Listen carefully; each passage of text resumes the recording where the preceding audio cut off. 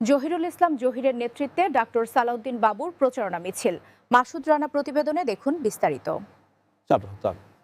জাতীয়তাবাদী দল বিএনপির ঢাকা ১৯ আসনের সাবেক সংসদ সদস্য ডাক্তার দেওয়ান মোহাম্মদ সালাহুদ্দিন বাবুর নির্বাচনী প্রচারণায় বিপুল জনসমাগম লক্ষ্য করা গেছে।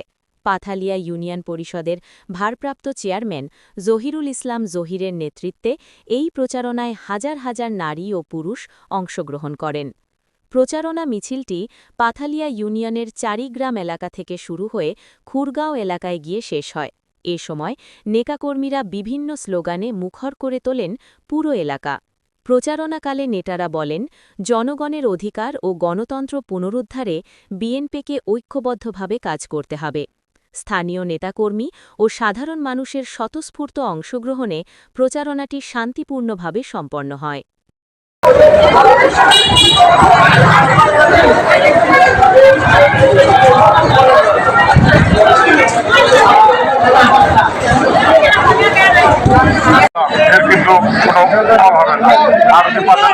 ভালো হয় মহিলা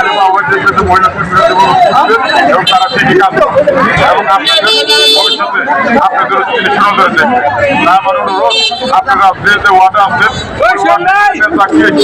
আপনাদের দেখার প্রয়োজন নাই। আপনারাই নেতা আপনারাই কর্মী, তার কি দিল না দিল তাও আপনাদের দেখার দরকার নাই।